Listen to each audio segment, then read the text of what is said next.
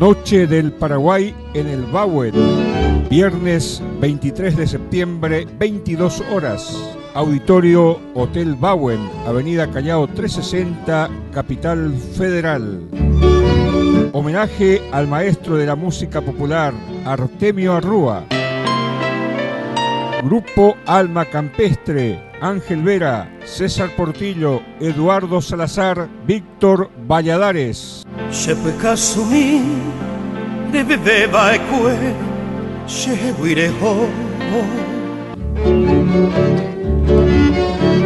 La actuación estelar de la orquesta típica Añoranza Guaraní con Artemio Arrúa, Marino Flor, Anaí Arrúa, Bebe López, Ángel Báez Feltes.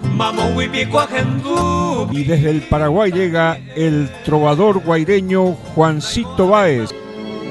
Viernes 23 de septiembre, 22 horas, auditorio del Teatro Bauen, Avenida Callao 360, Capital Federal. Organiza Ñengatula, Revista Paraguaya Internacional. Entradas anticipadas 4212-1259, 4911-4346. Noche del Paraguay en el Bauen.